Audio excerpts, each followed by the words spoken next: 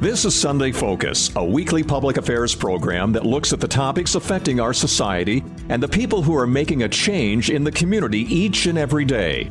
The people who have vision for the next generation. Sunday Focus presents new challenges for us, keeping you informed with topics of local and regional interest. Now the host of Sunday Focus, Christine Manica. Good morning. Coming up on this edition of Sunday Focus, we are being joined by Stacy Kropinski of the Children's Home Shelter for Family Safety, formerly known as Children's Inn. We'll talk to Stacy about the new facility, the gift wrap booth, and the toy drive happening from now through December 24th. That is Christmas Eve.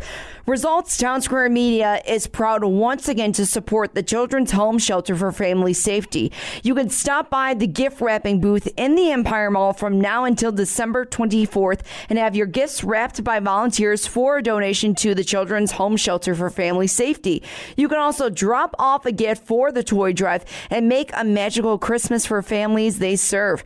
The Shelter for Family Safety provides a 24-hour emergency services for victims of domestic violence and child abuse and neglect. They also always welcome their doors to males who are suffering from domestic violence and other forms of abuse. The new location for the Children's Home Shelter for Family Safety is located at 113 North St. Paul Avenue in Sioux Falls. Their phone number, it's still the same. You can always give them a call at 605-338-4880.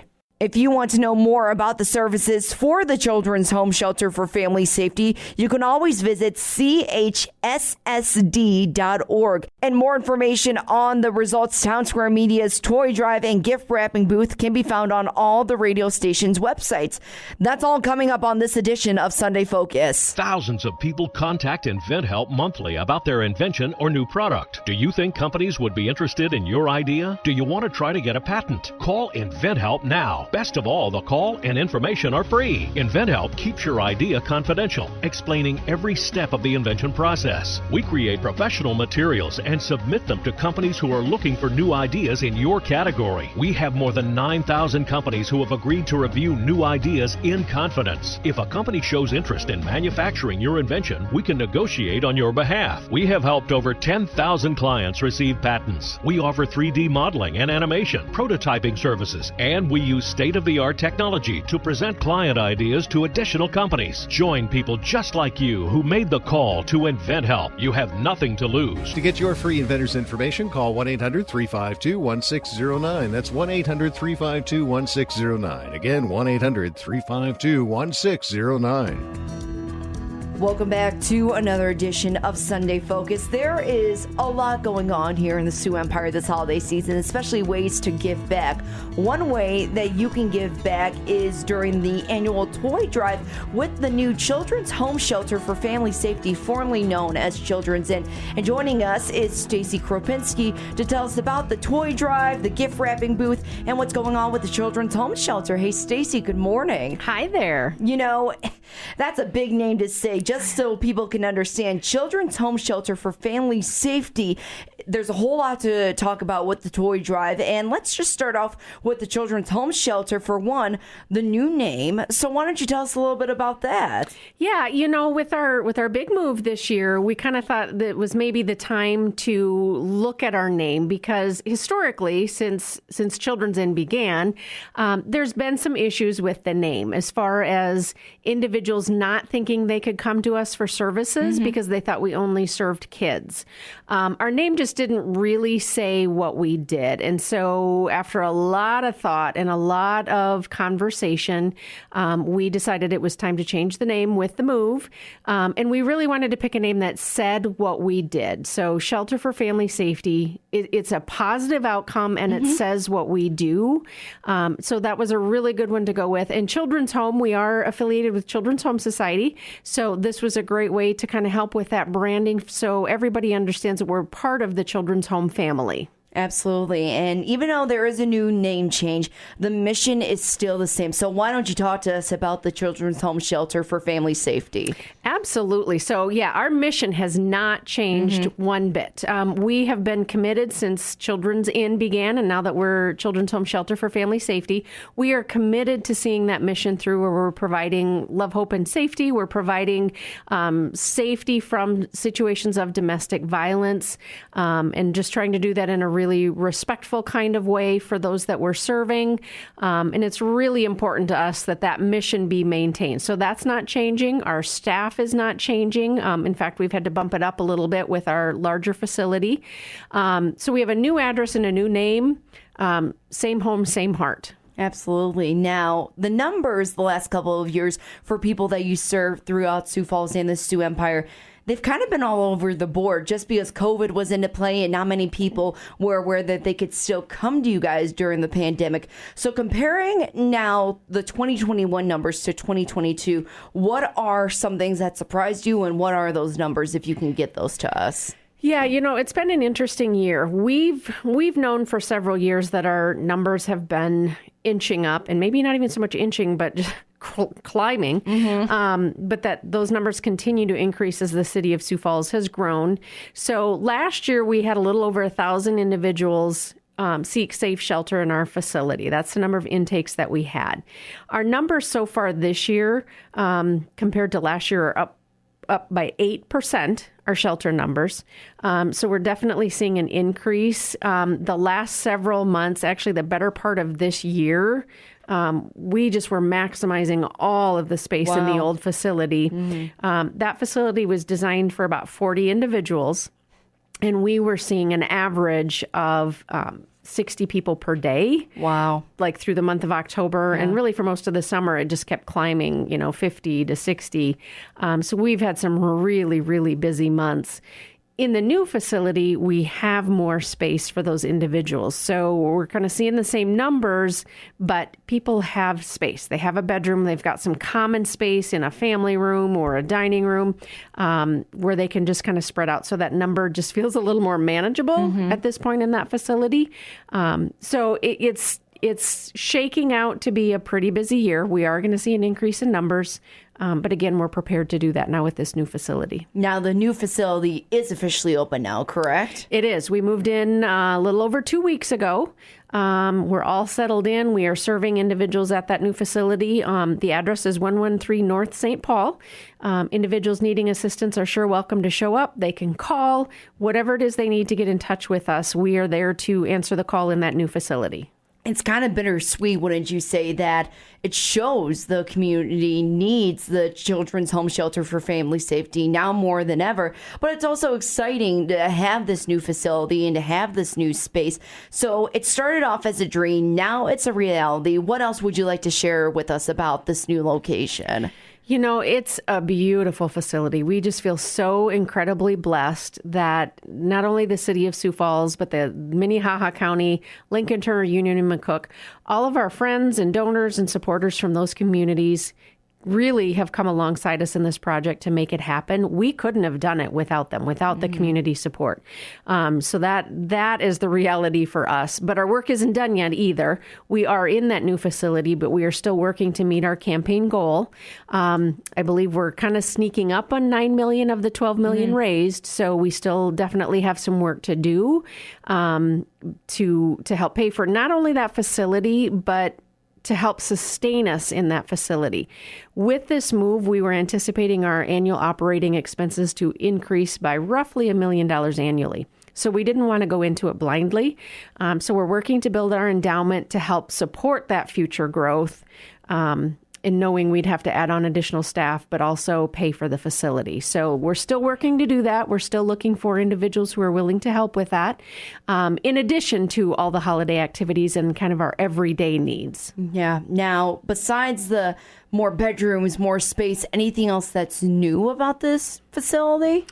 Yeah, we've really, we learned things from our old facility and what would work in this facility. So we're really excited as to the setup in this building, we've created the Hope Center. It's kind of our crisis center. So someone seeking services, when they come to our facility, that's going to kind of be the first place they're ushered to.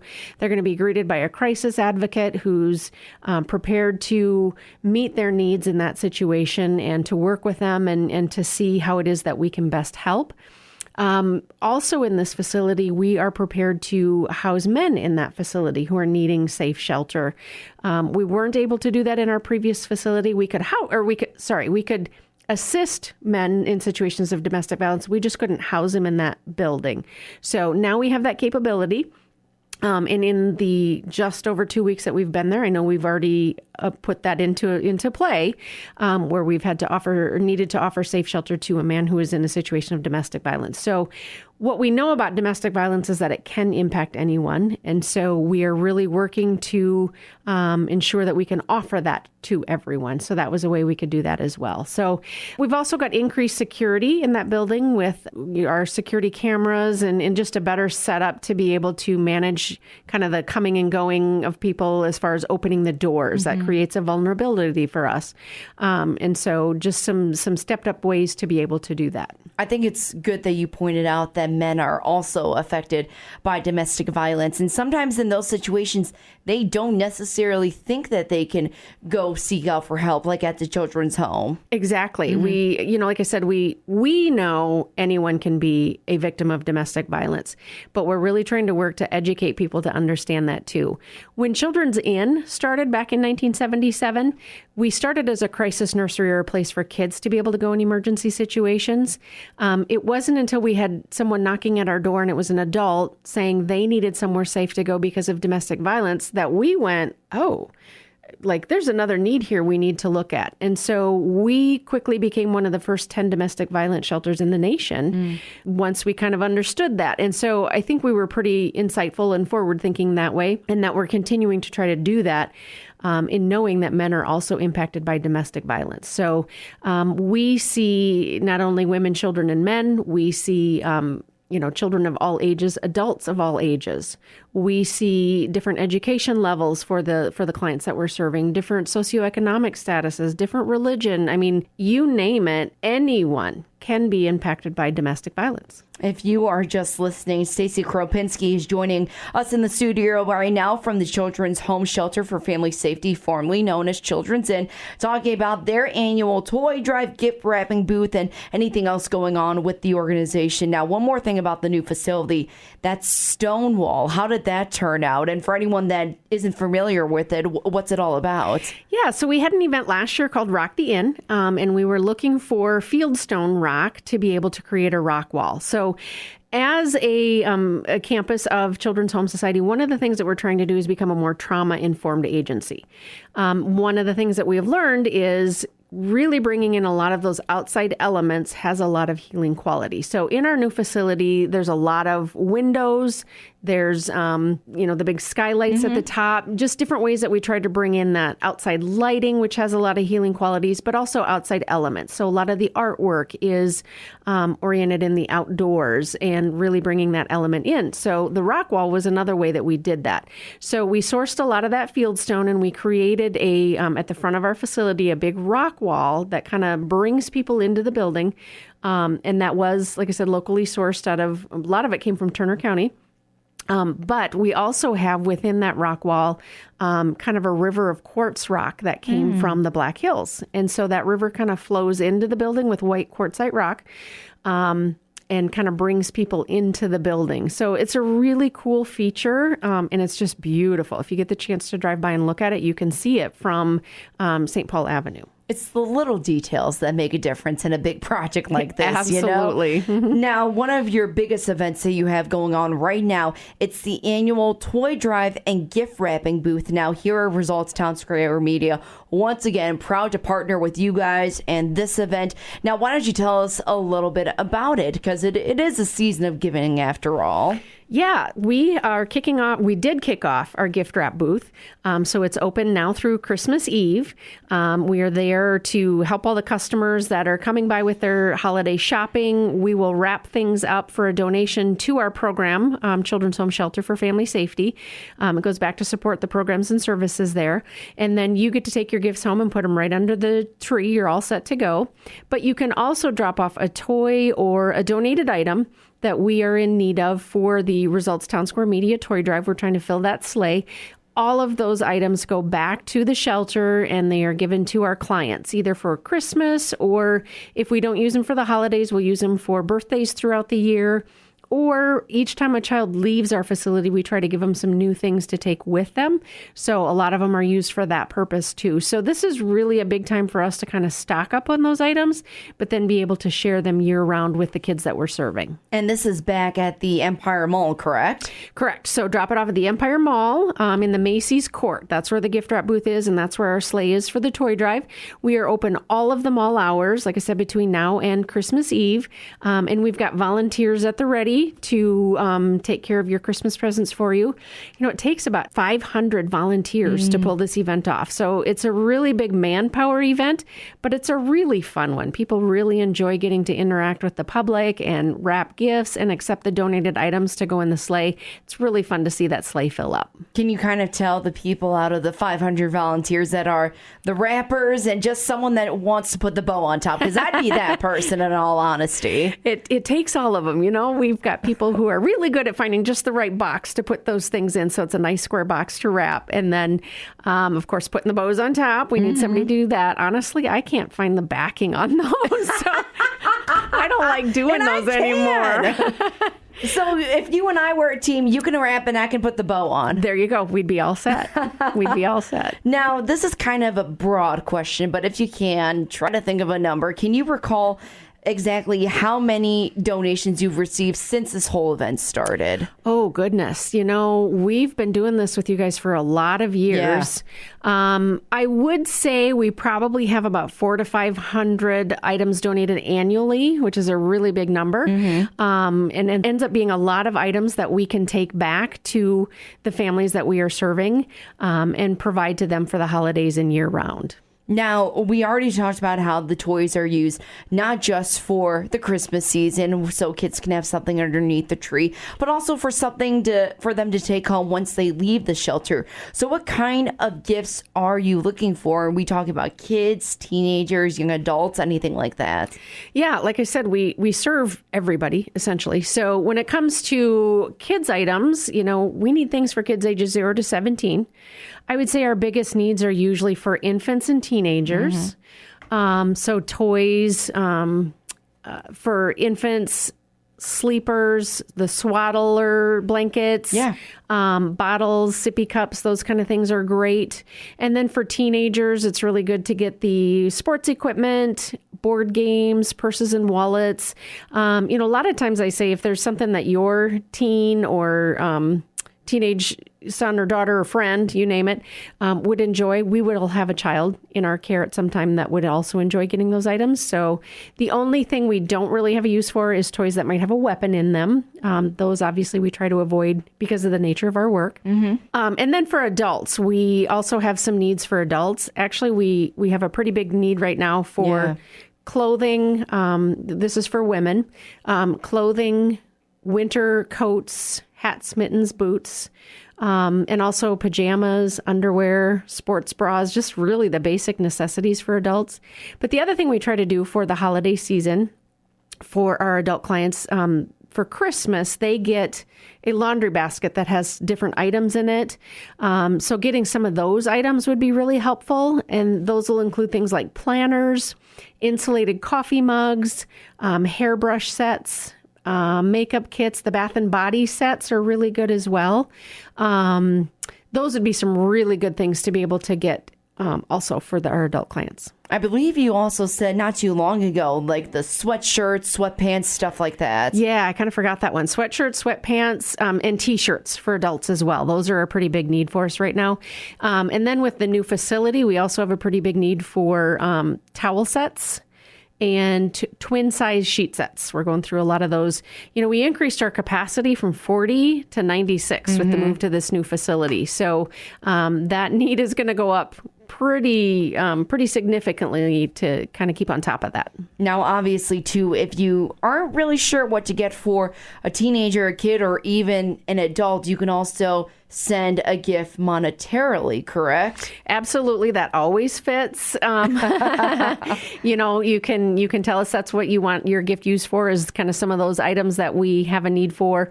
Or like I said, otherwise gifts helping our program and services are extremely helpful as well. The funding from the gift wrap booth does go back to support the programs and services that we're offering. We are available 24 hours a day, 7 days a week, 365 days a year. We have a crisis hotline. We have a lot of other services that we offer, and it's at no cost to those individuals who need the services. We don't want them to have to pay, but that funding has to come from somewhere, and so this event helps us come up with those funds to do that. Now, the toy drive and gift wrapping booth, always located in the Empire Mall, like we said. And now, Stacey, I think I can finally say, without getting angry phone calls, that COVID looks like it's in our rear view mirror. And since the pandemic is slowing down, are there still restrictions in place for the toy drive and gift wrapping booth?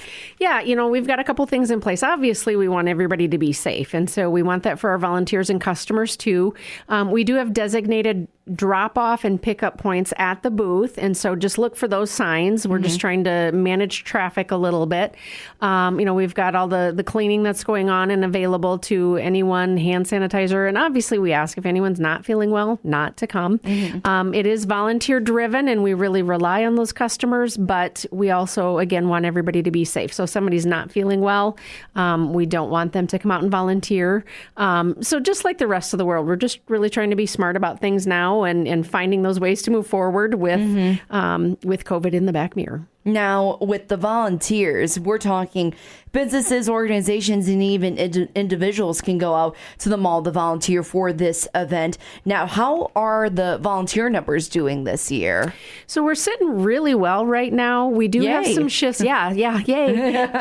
We do have some shifts available yet on Christmas Eve, which I know is a tough day for people to make the time for. But if you are able to or willing, we could sure use you. And it's really a lot of fun that day.